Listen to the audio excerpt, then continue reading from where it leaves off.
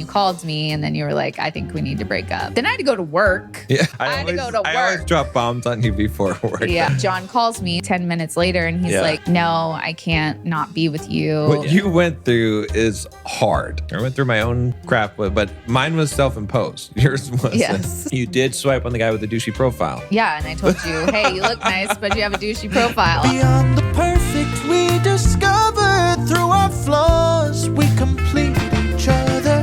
Better than perfect we stay. Through every fault we find our way.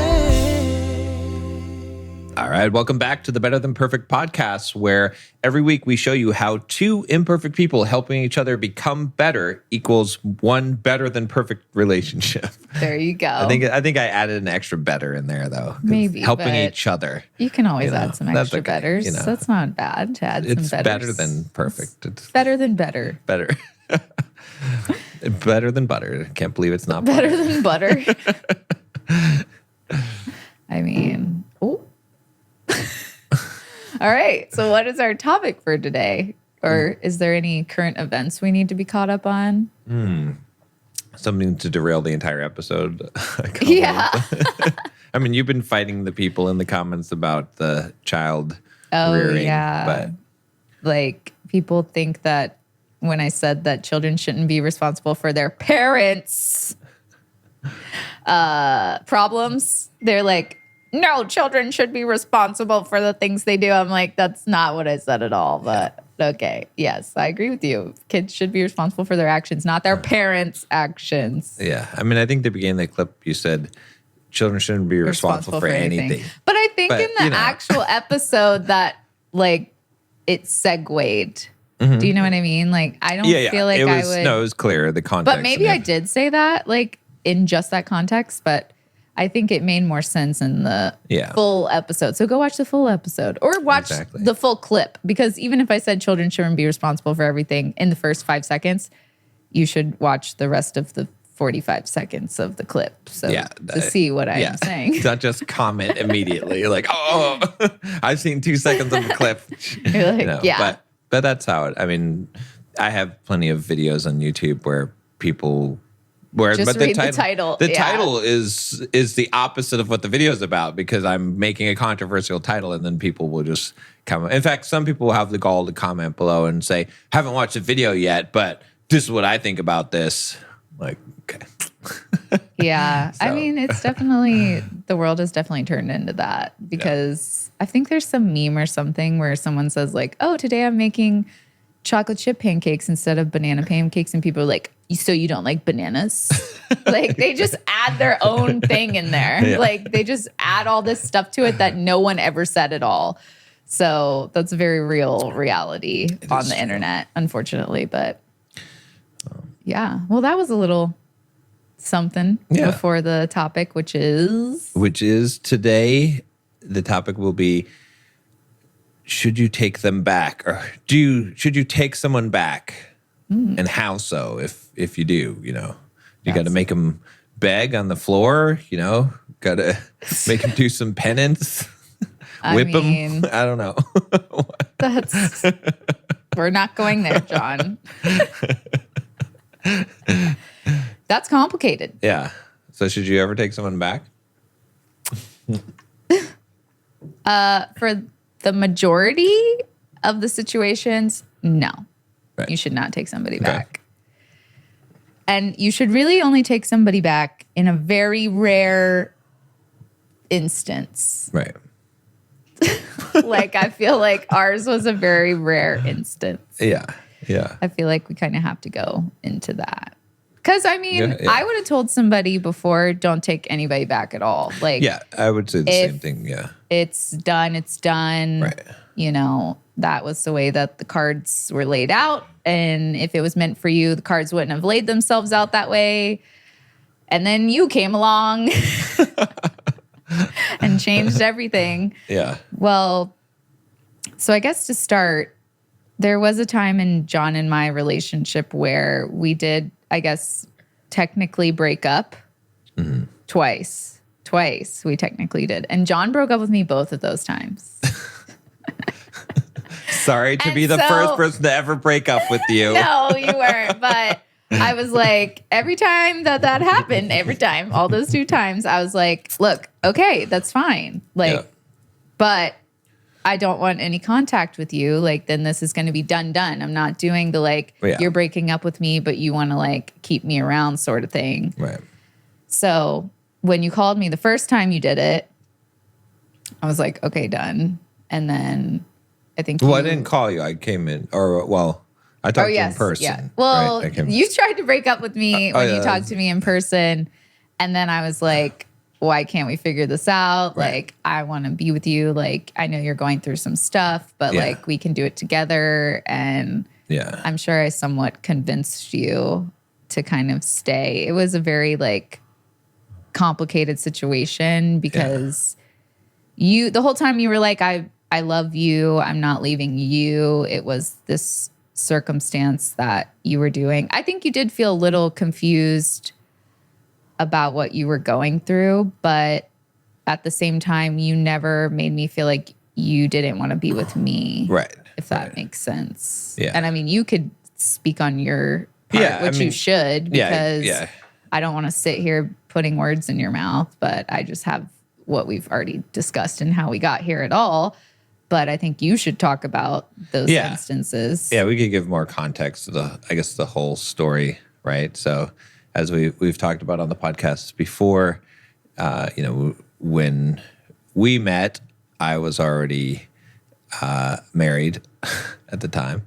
And I was not, you didn't know that, of course. No. So, but if you want the full details, you can, is it episode 4, the cheating episode? I think so. But, so that created obviously a complicated situation when we did end up getting together, and then I had gone. Well, we didn't like officially get together until you told me that, and then the only reason we moved forward is because you told me that you were actively making steps to like dissolve that, even though you had already stepped out of the marriage and like what you thought emotionally detached from that somewhat, like it was not, you realized that it was not what you thought it was, or like it all hit you of what was actually happening in that moment.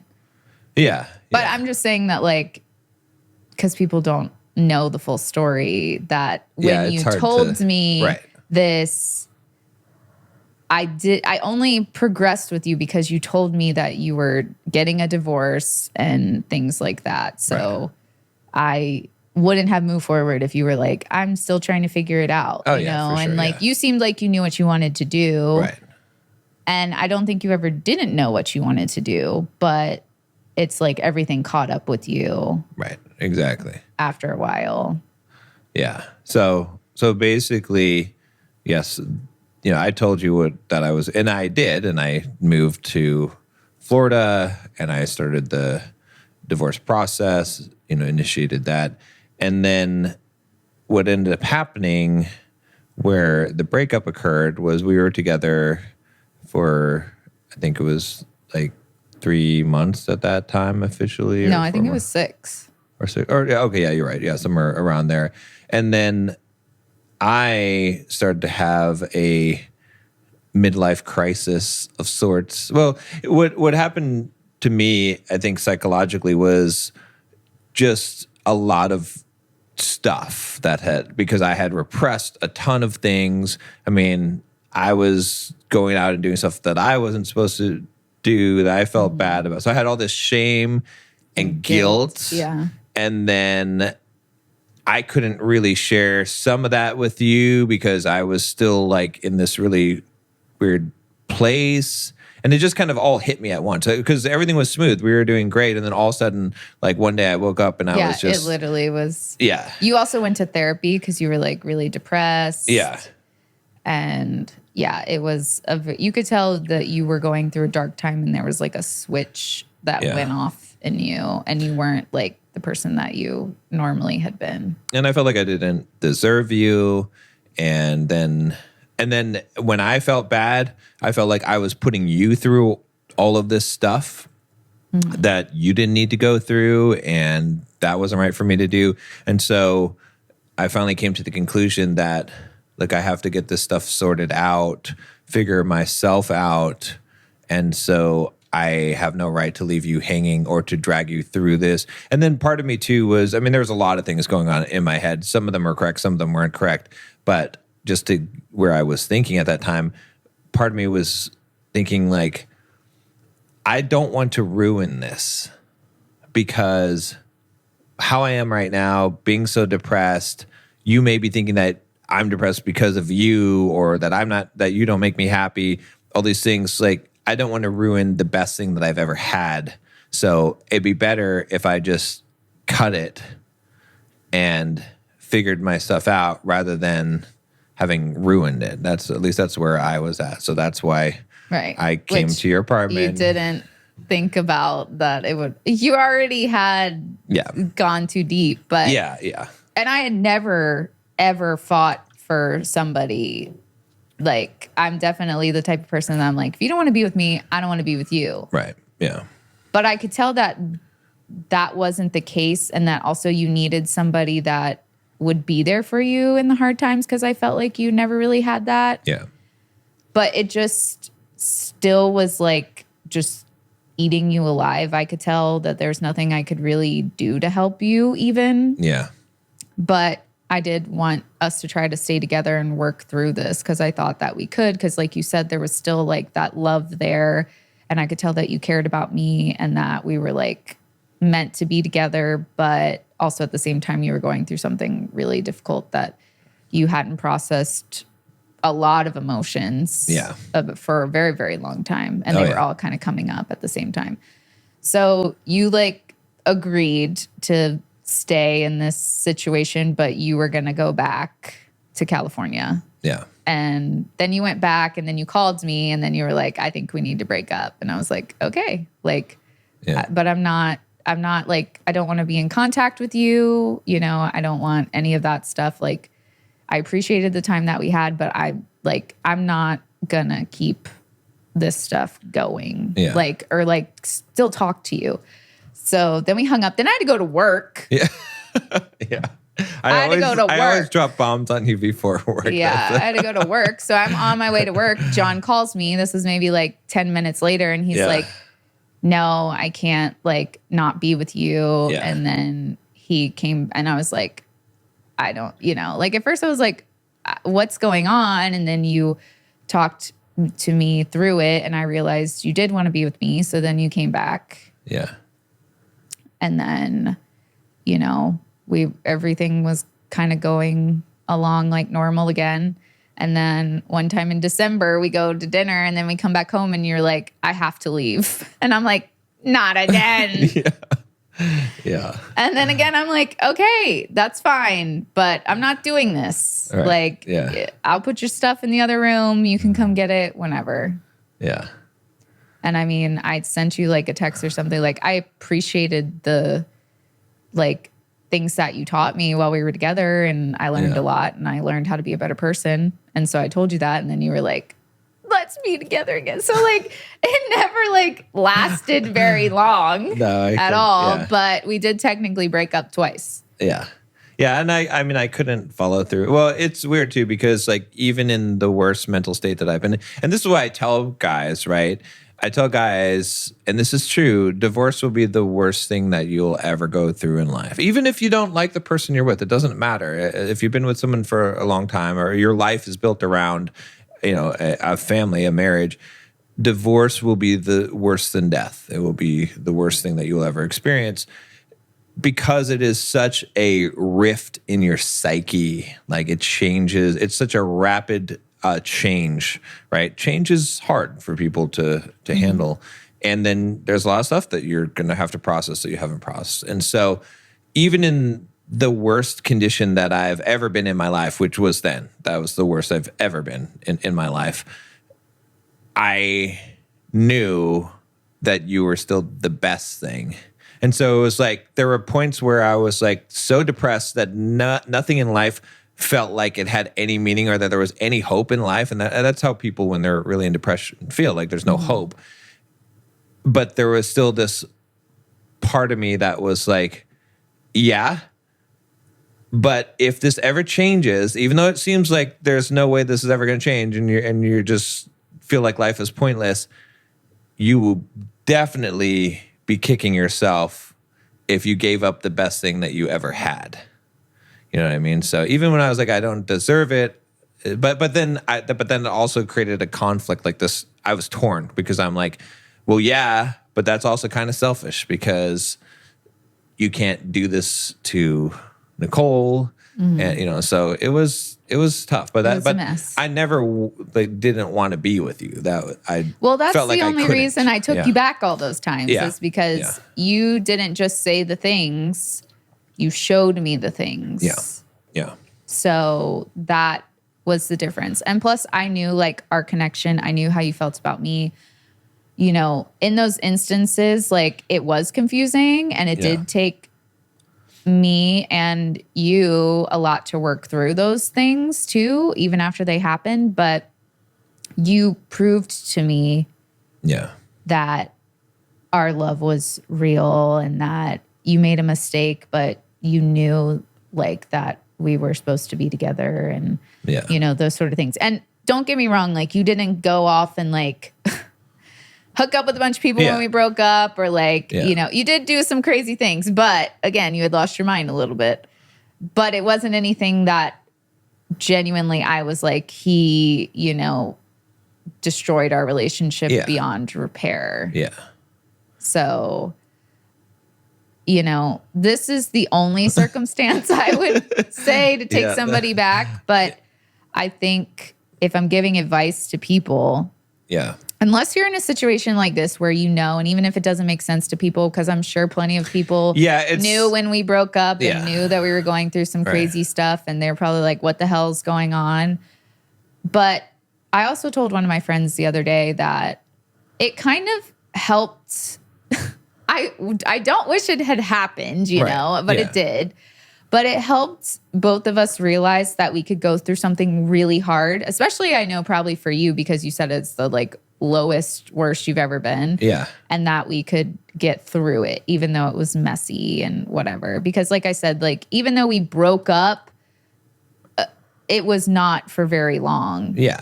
At all. Because it just like, we knew that we needed to be together with each other. But for most people, I would say that's not the case. It's normally like a toxic, like breaking up back and forth. And in that case, you should just let them go. Don't take them back. Yeah. But if, you know, you have a connection and there's like other circumstances and there are things that you can forgive, like if you're the person being broken up with, you can forgive it and move on or work through it, or like, you know, that you and this person can work through the things that have happened. And it's worth it to you, I say take somebody back. But it has to be that like extraordinary circumstance. Yeah, it has. Yeah, exactly. And you'll know if it is. Like you'll know because you'll be operating in ways that are different. You know, like even though, like I said, when I was like, look, if we're done, we're done. That's how I normally would have operated. Right. I still fought for you. And I still, like when you came back, I still gave you the opportunity to be heard. I wasn't like, you know, like, no, I'm done. Like, I mean, I was done, but you know, I still also heard you out because I cared about you and that I could be swayed. Yeah. And I think, well, and also, I mean, like what you said about our story. Yeah. What do we got? An hour? You know, it's like we did this in 15 minutes, you know, we don't have 8 hours to explain the entire story, or you know what I mean? Like hearing the bits and pieces of it, people might be confused, or they're like, that's crazy. Or I mean, if you just hear the bits and pieces, the highlights, it's like, you know, oh, well, John was married and then this happened. Like, you know, why would she, you know, even deal with this at all? And I get it. I ask myself that sometimes when I look at it subjectively. But there's a lot to our story. Like there's so many details and so many things. We're just kind of given the quick version of it. But that's what I'm trying to say, though. If you like know, yeah. And I feel like even from doing this podcast, and especially people who have interacted with you and I in person, like you can just tell we go together. And like I felt that, like it's that when you know, feeling. And like I said, you had always like said said you're going to do something and done it and showed that to me. I don't think we could have got back together if you didn't do that. Right. And if you didn't, if you were all words or things were still kind of similar. Like, I mean, we had to both deal with a lot in those instances. And, like, and there were other circumstances too. Like I guess I didn't even mention this part, is that I had left San Diego to go to Florida.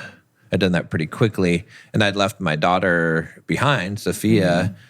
And in my crazy head, I thought, oh, well, we'll just visit every month, or so. Maybe at first, I'll get established, and then she'll just come and fly out here, and then I'll go and fly out there. And I was like, okay, Florida, San Diego, she's going to school. Which you did do. You flew out for her birthday. I did. Then she came to visit us. And then, we had other plans too. But yeah, I knew from the beginning though that, because when you told me that you had a kid, I was like, I don't want anything to come between that, Like, your divorce, that's like your story with like your past and things like that. But I didn't want anything to, affect her. So when you left the second time, it was more about her. And I understood that better. I still felt like blindsided by you, us going to dinner and then you being like, I'm leaving. Yeah. And then again, you broke up with me because you wanted to like figure, like, to deal with your emotions without them affecting me. But really, we were already too entwined for like it to not affect me. The thing that could have worked if you did that in the very beginning. Maybe. But I didn't have those emotions in the very beginning. That was the weird thing, was that I was and like I said with the Sophia thing. I mean, it forced me to face the reality of the situation. And I think when I left too, part of what I was thinking was I was like, oh, rather than me being there or trying to do some kind of split, she'll be better off just with her mom, and maybe her mom will take better care of her now. And like, she takes better care of her than I do anyway. And like, it'll be better if I just visit her. She visits me. And, that's what I was thinking at the time. That's not correct. Right. But that's what I was thinking at the time. Right. And well, then, you also and then I started hadn't processed a lot of things. And then I started to see how she was not better off. And then I started to panic, and that's where, but that's when I knew that I needed to be in San Diego. And then, you came out, and at first I was thinking I need to just be there by myself, and that wasn't. Which you did do for a month. Which I did. Which I think that actually did help, because I think it was good for me to just clear my head, to just figure it out, to make sure that, to just have that time to be able to do that. But there's a lot. And I think the big thing, what I've been trying to get to, is that in our relationship, even though we had broken up, it was never about our relationship. Right. That wasn't the reason we were breaking up. Right. It was these other circumstances, these other things, but it was never, we got into a fight and we broke up. Never.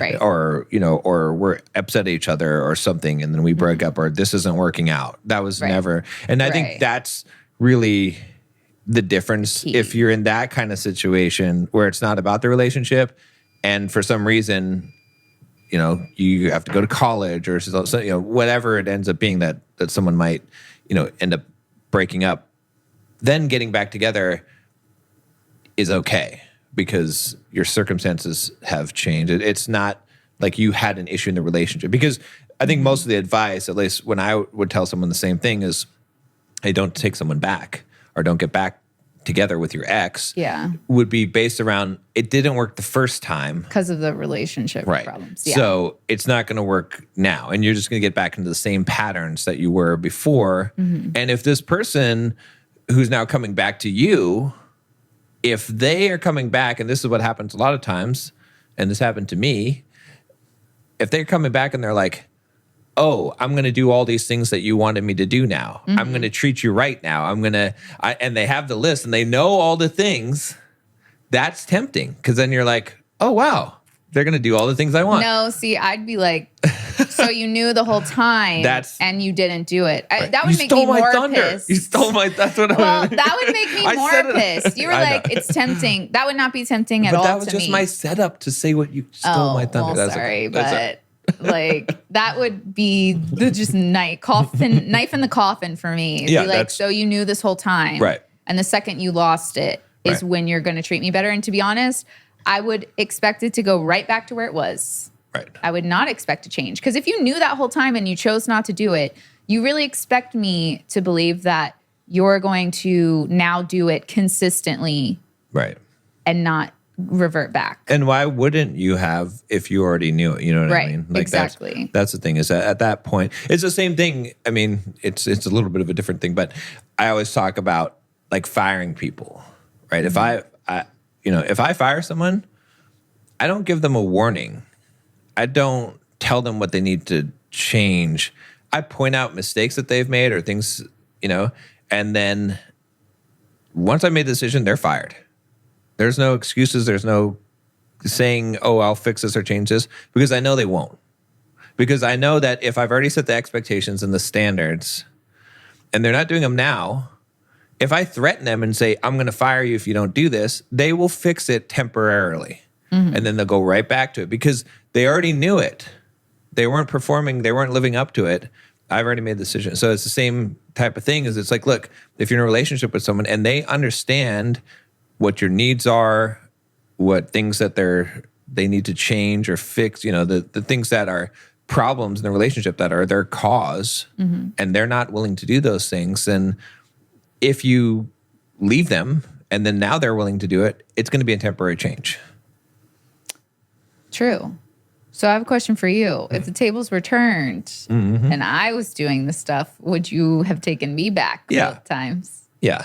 Because it wasn't an issue in our relationship.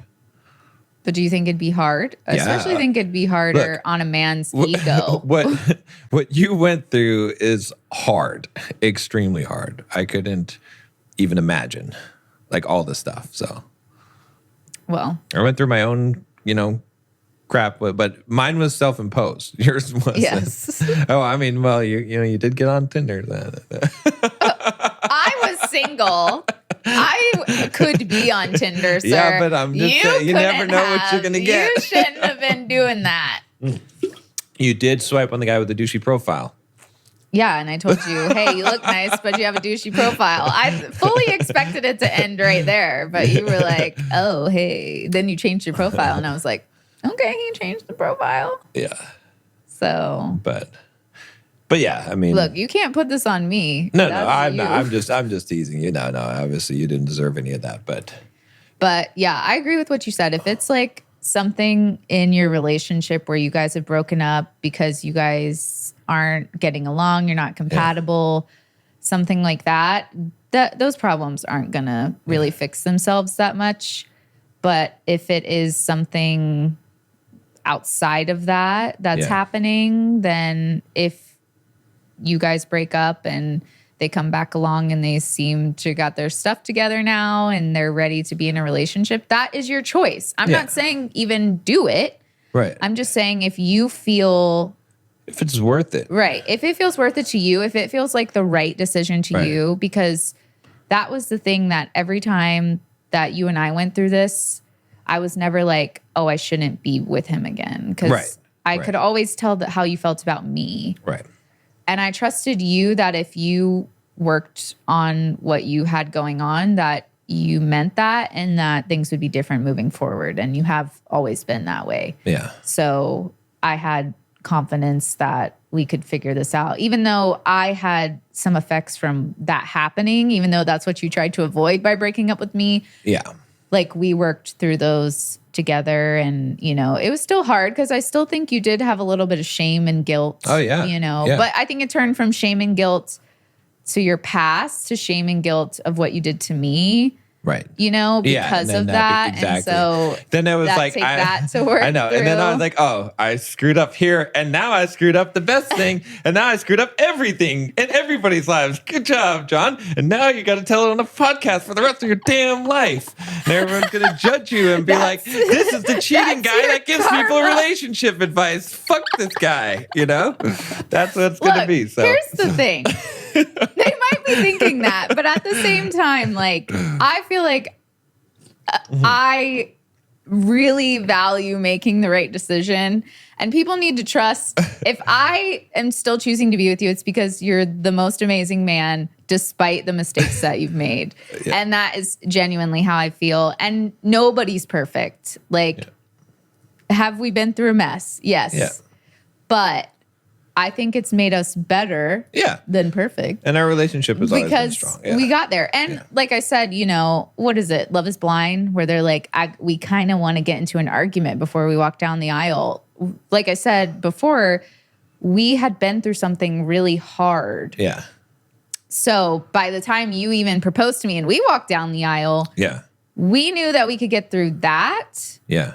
And that we could get through anything that might come up. Because like you said, those were still external things that they were affecting you internally. Right. But if we're coming from a unified front from now on, there's nothing that you and I can't handle exterior because we have a good, solid foundation of our love for each other and us together. But I agree. If you're not there, like if this person is not your person, like you genuinely feel that they're different and they treat you the way you want to be treated and all of that sort of things that makes you feel connected to the person and that they're the one, then if you want to take them back, then you should. Like, nobody should judge you. Like you said, you're scared to be judged. Like, we're putting ourselves out there. I'm scared to be judged. Like, I took you back after you broke up with me twice. Like, I get it. But at the same time, I'm like, nobody knows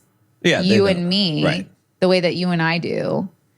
And it was worth it to me. Yeah. And I'll say this as a side note too, just for guys. I mean, it applies to women as well. But the big thing that I was struggling with too during that year period was I was like, it would have been so much better if I got a divorce, had a year to process that, and then met Nicole. That would have been the perfect timeline. Now, of course, timeline. The actual perfect timeline would be, if you're not in a relationship where you're being treated properly, you should leave.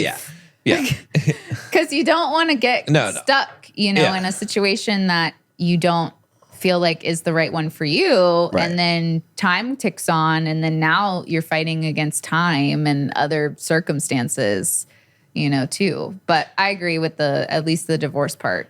But so a year would have been nice.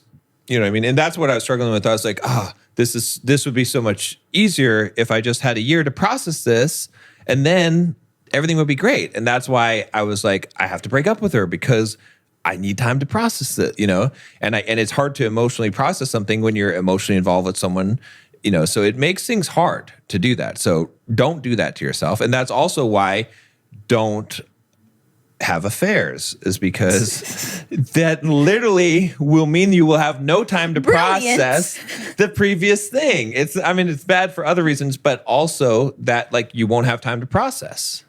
Right. Mm-hmm. And so you don't think that you're going to need time, but you do need time to process. It is very hard to keep it together.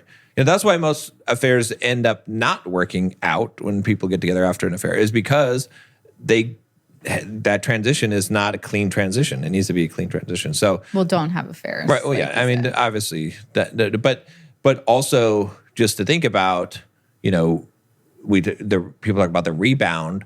Mm-hmm. If you go through a breakup, a significant breakup, or a divorce, give yourself a year, maybe 2 years before you get into a serious relationship again. That's the smart advice, because you're going to... I feel like people do that. It's just when they get people are like, messy. All right, ready to go get on the dating apps, and like, don't do it. Yeah. I mean, I agree with that. But I think also on the take back thing too, that it makes sense also if someone has demonstrated change. Right. Well, that has to be the thing. That's why the actions have to match the words. Like you have to demonstrate it. You have to show it. Right. Over time. Even with our connection, there's no way, like I said before, we would have lasted if you didn't show me that there was a difference. But I already knew you were that type of person. So I expected that. But if you didn't, then obviously this wouldn't have worked out the way that it did now. But I think relationships are complicated, and we come on here and we try to tell people the best way to do the things, and it's because we've done and been through the messy things too. We're not perfect, but that's why we feel better than perfect, because we've been through the imperfect times and we've broken up, and you've had a mental breakdown, and we're still here. We made it through those things. Exactly. Yeah. And it gives you more confidence in your relationship. I'm not saying go break up so that you build more confidence either, but I'm just saying that, don't feel like, oh, I can't take this person back because then I'll look this certain way. Or it should not be about that. You can't do that, because it has to be about the relationship. Right. And that's what I had to do in all of those messy situations that we were in back then, is be like, look, I'm going to look ridiculous. Like, I'm going to look like a pushover. I'm going to look like some woman that's getting walked all over by some man that's just breaking up with her. But I knew that wasn't the reality. And even if people thought that was, I was okay with them misunderstanding it, because our relationship was the best relationship that I'd ever had. So it's like, even though these things were happening and they were really hard and they hurt really bad, it was still like worth it to take you back and to, move forward and make our relationship better and stronger. And then we ended up here. And it helped a lot too. I think once I got back to San Diego and I was being a good parent to Sophia, then it was like a lot of the guilt and stuff and the shame disappeared. Mm-hmm. I felt like I was back on track and doing what I was supposed to be doing. Because it's hard to, when you have something so good, that was also part of the thing, is like, when you have something so good, you feel like you don't really deserve that because you did something bad to get it, Right. Which I get that. It's that's hard also why I don't have affairs. It's hard to get past that though in your head. Like, you have to really, because you have to realize, okay, well, this is what it is now, and you have to let that stuff go. And people make mistakes and they do wrong things, but so there's a lot to it for sure. Hey, before you even came along, and I got cheated on a long time ago. Go back to the cheating episode. Yeah. My best friend and my boyfriend at the time cheated together, and then they, got married. They had a kid, and I was like, how can you have a foundation built on this? They both cheated. She also had a boyfriend at the time. And I'm not saying what they did was right. No, but I'm saying, it didn't really seem to bother them that much. They kept going. And I'm not saying that it's the right thing by any means, but, sometimes that happens and it sucks. Like, it should be avoided. Like you said, like, if you're planning to get a divorce, or you can't be in your marriage anymore, get a divorce. Don't have an affair, get a divorce. Right, exactly. Yeah. And then take a year or two to process it. Yeah. And then go back out there. Yeah. Like, that's the correct way. I'm not promoting cheating by any means before all the people come for me. Right. No. In the comments, like we mentioned in the beginning of this episode, they always just want to grab one little piece and go for it. But, life isn't always perfectly clean cut, looks the way that you want it to be. Like, sometimes you got to go through the mess to get to the good stuff. Yeah. And that is definitely what we had to do. But back to, should you take somebody back? Yeah. Okay. So I would say, I think one that comes up a lot is the alcoholic or drug user type of thing where No. Well, actually, so if the reason why the breakup occurred was because of someone having issues like that, but then they have cleaned up their life and demonstrated it, not just told you and not just said that they will, but have demonstrated this for 6 months. They're clean. They're got their life on track. They're good now. I would say I would have to do 2 years, I think. 2 years of being clean? I mean, like that's a big deal. It affects a lot of people around you. And then a lot of times people act like they're not responsible for their behaviors in those instances. No. 2 years for me. I mean, that's a long 2 time. Years for me. I would say that 6 months is good.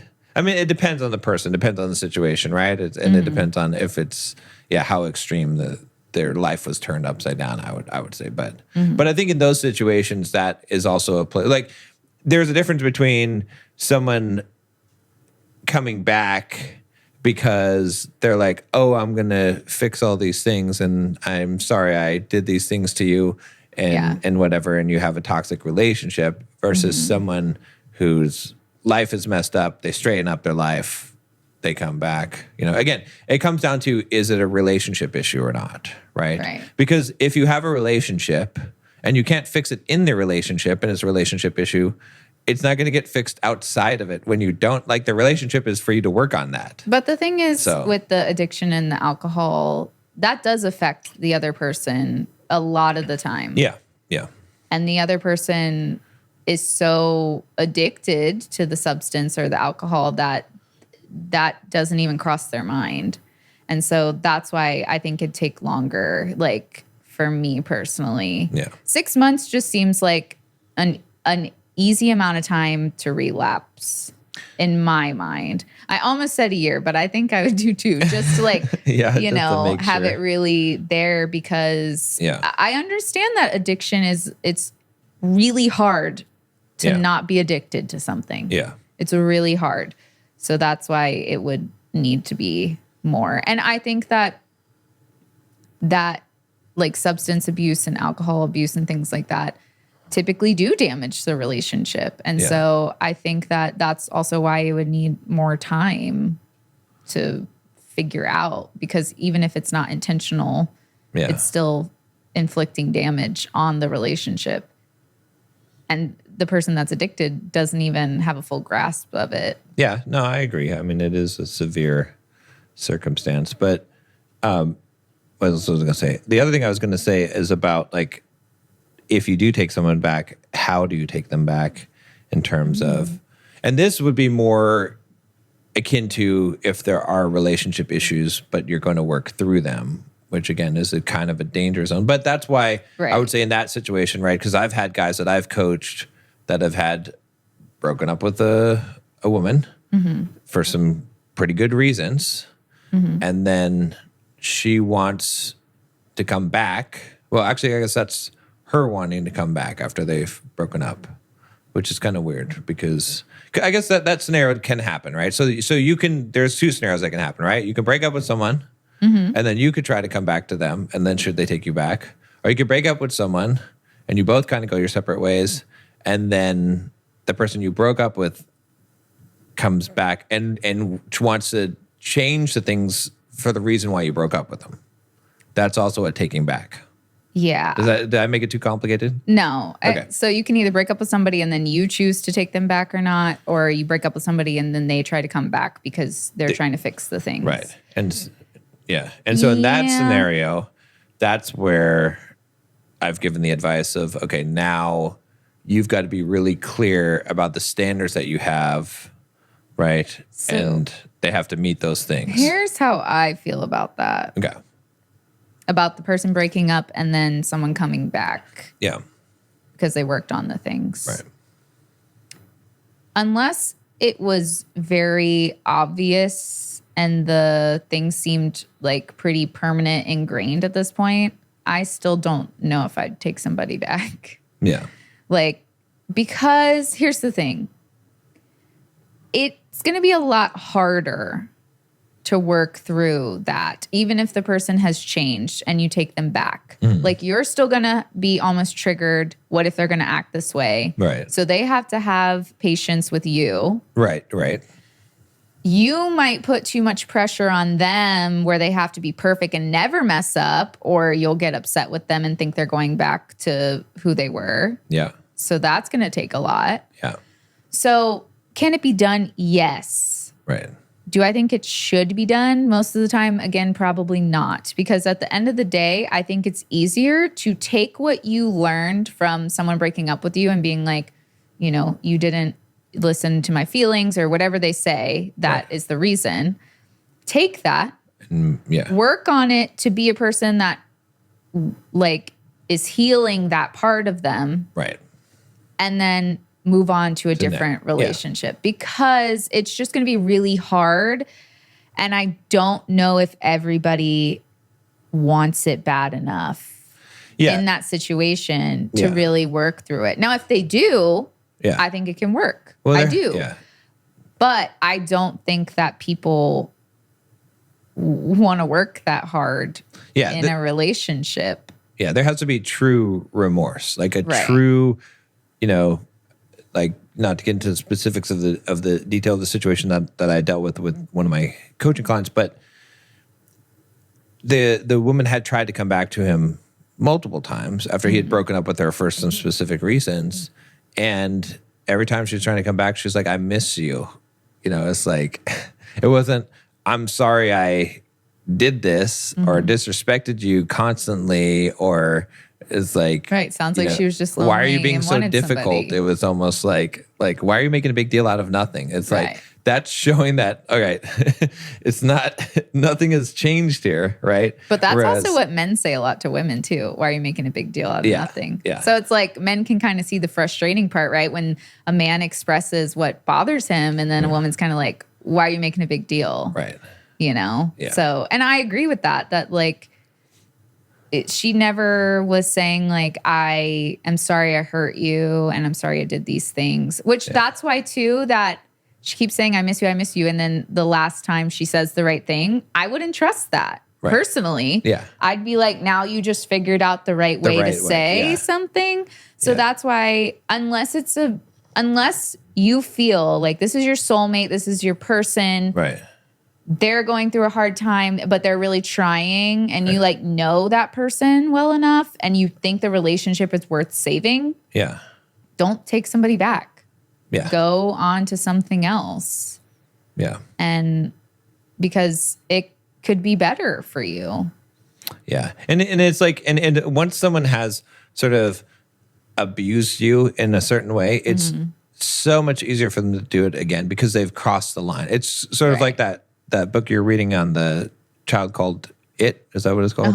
Yeah. Right. And it's like you read that if you're familiar with it, is, you know, for everyone that's not familiar, it's an extreme case of child abuse that, you know, and you're kind of like, how could this mother do this to this boy? And she didn't treat the other kids like this, and what was going on? And it's like, well, once you've done it to someone, now it's easier to keep on doing it to them. Right. And it's a weird psychological thing that happens with us, but it's like, you know, once you've done it, you know, that's why the once a cheater, always a cheater is also a thing.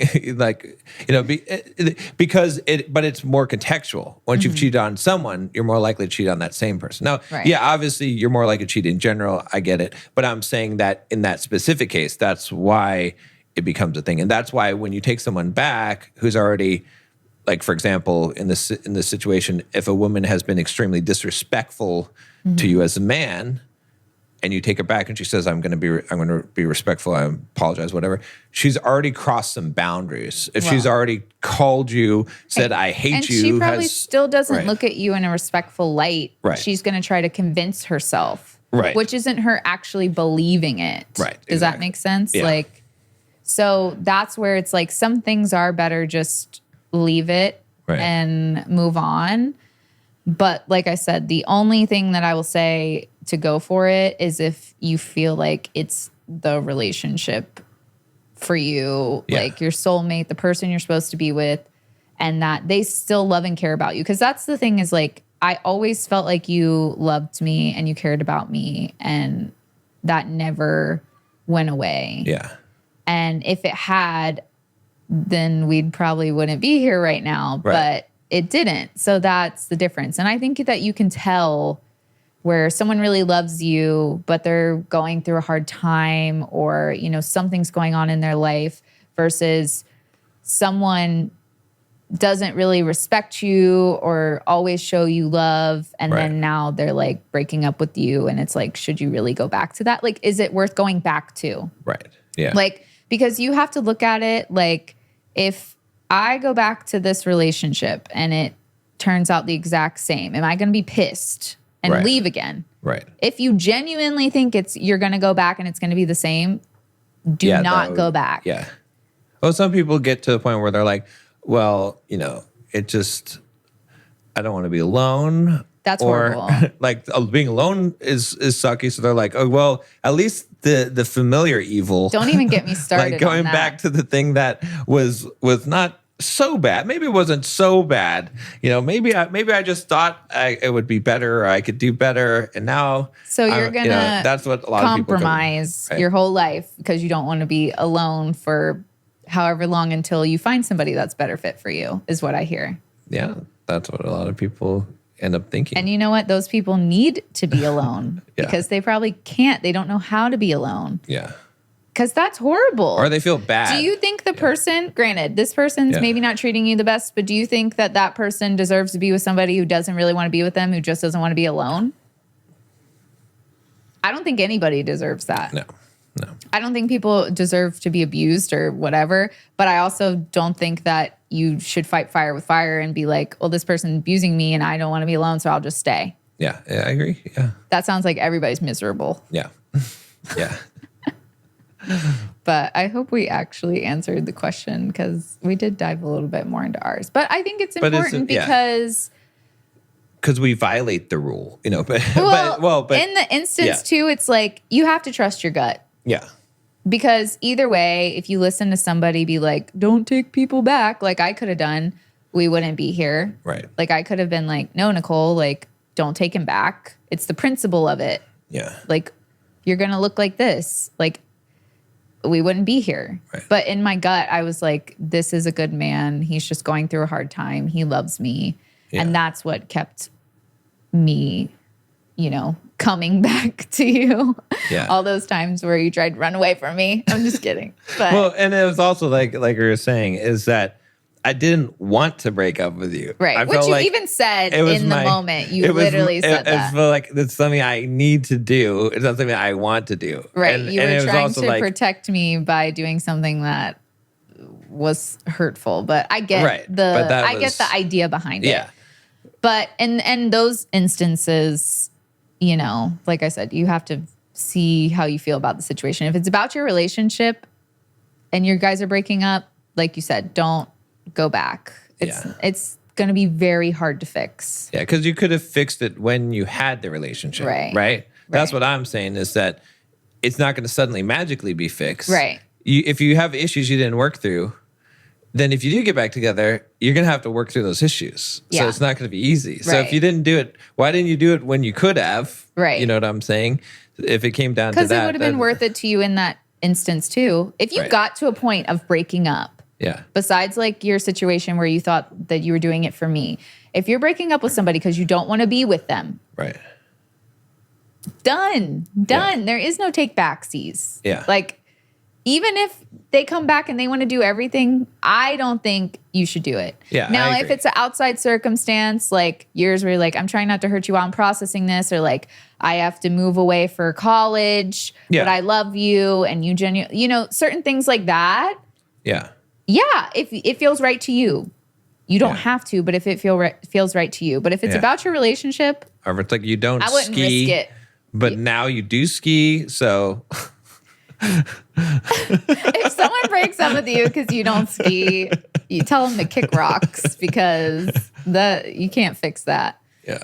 But yeah, so hopefully. Yeah. And a lot of times too, the thing is too, you don't want to be like the default choice as well, right? So it's like a lot of times if someone breaks up with you and then they come back to you, it's because they're like, oh, well, actually, they're still I guess there. I'm not as much of a stud as I thought I was. It's like, or I guess, you know, weren't that bad. Like, it's like, absolutely not. No, that's not the, yeah, that's not the one. That's not the thing. It's like let me just see what else is out there. And if I don't find anything better, well then, hey, hello again. That should go without saying that is not good. Do not do it. Is it time for I guess our thing segment for the week? Yeah. I mean, so we had like a conversation and you were upset because you felt like I didn't like fully trust you. I feel like it's not even a point to like bring up what it was because it was just like a really small thing. Yeah. What the conversation was actually about, but the meaning of it was a big thing. Yeah. You felt like I didn't fully trust you. Mm-hmm. And I didn't want you to feel that way. I wasn't trying to make you feel that way. Yeah. I felt like I was having like a boundary about something. But you felt like I didn't trust you and your judgment, or that I didn't believe that you were, looking out for me or something like that. So we ended up having a pretty lengthy discussion, but it wasn't bad. It just still came off a little like hostile. Mm-hmm. Yeah. Which at the end of the conversation, we realized was also some of the things from like your kind of like go-to demeanor because of how you had to be before. Mm-hmm. It's almost like, a trained response, right? Exactly, because of the relationship you were in for so long. Yeah. And you've done it before, and I know that it is not directed towards me. Yeah. But it's like I had to bring it up so that you could acknowledge it so that it could stop being the automatic response. Does that make sense? Yeah, and then exactly. you have had a hard time sometimes, not now, but you did, because you did acknowledge it then. Like acknowledging that was a result of that. Right. And I think you felt like maybe I was trying to shame you for it or like bring something up to like dig at you, but it was really just so that you could realize that you were falling into a kind of pattern based on what you had dealt with before. Yeah, I think in my mind it was more like if you say that it was from something that I had dealt with from before, then it invalidates the current issue because there still is something that I am upset about, right, even which though is fine. Something from the past may have triggered my response. Right. Which I got, once I understood that, now I understand that does not conflate or that does not diminish the other side of things. And it helped me too because I finally acknowledged and processed that, which, I mean, within the last week, mm-hmm. I've handled things a lot differently. Like even just little things where I might have gotten upset before and then, and again, people have to understand too, when we say hostile, it's not normal hostile. It's like, it just means not being loving. Right. Not being lovey-dovey. It's like, it means just using normal language instead of good, nice language. You know what I'm saying? It's like, it's not yelling. Yeah, but it is hostile in our situation because we just don't talk that way. Yeah. So, but I agree that most people would not call it hostile because they're used to yelling and screaming. It's like, if you drive in a car at 100 miles an hour, mm-hmm.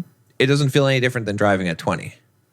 But if you get in the Tesla and you put the pedal to the metal and you go from 20 to 100 in 5 seconds, mm-hmm. you feel that because what you feel is a change in speed, the acceleration. And so it's the same thing. It's like, hey, if your normal conversations are at like 20 miles per hour, mm-hmm. or maybe your normal conversations are 100 miles per hour, whatever it is, if you have a change in that you'll feel. So quickly, Yeah, so that's the thing. But anyway, my point is that I realized that I was doing that and why I was doing that. So then I dropped that defense and just started just speaking openly when something came up, right. Like you had a book club thing and you didn't introduce me to. I'm so sorry. I was like 5 people showed up at one time and I'm like, oh my God. And then people were trying to get in the gate. Then our power goes off right before the book club. It was a mess, so I was right? like, so I was just like, well, genuinely and then before then we were ordering pizza, and you didn't ask me what I wanted on the pizza,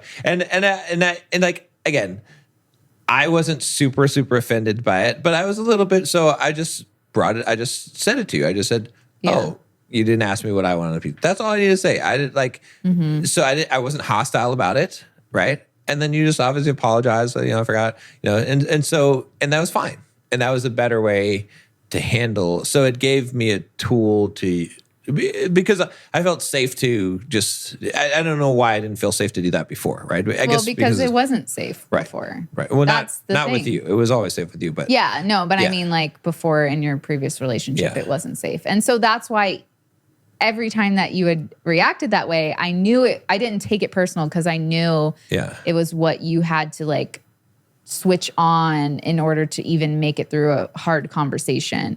But at the same time, you're not in that space anymore. Right. And so I have to bring it to your attention so that you can adjust that, right? And I'm not expecting you to be perfect. I'm not expecting you to not slip up and get like defensive. Right, exactly. That is what it's like, like unfortunately that is what it is because you get so used to trying to protect yourself in a situation that doesn't seem safe that even when you get in a safe place, you're like, ready for attack at any time, even though it's not coming. Yeah, he's such a sweet dog, but don't fart around him. He'll bite your ass. He doesn't like farts.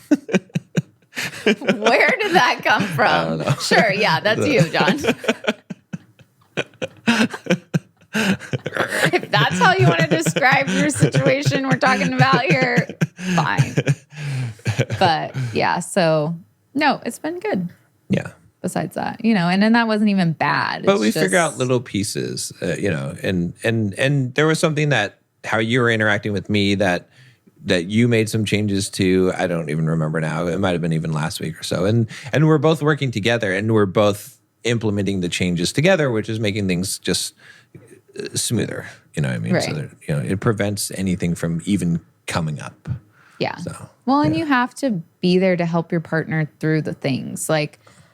Seeing you get hostile and defensive, like I just wanted to help you with it, right? Because I could see where it was coming from. Like I want to help you not feel that way, to not feel unsafe. Even though I know it's safe, it's safe, your body's still reacting like it's not. And I just want to help you not feel that way. Just like you tell me all the time, you're like, I want you to feel, safe and not have to worry about anything. And, that's also why I went back to you all those times too, is because I knew you cared and I knew that you wouldn't cheat on me, you wouldn't leave me again. And if you did, then that really would have been, the third time would have been the last time. But there's no third time. But I know that after all that we went through, if something were to happen, then we would have just called it quits because we've tried really hard. Yeah. But instead, we used all of that stuff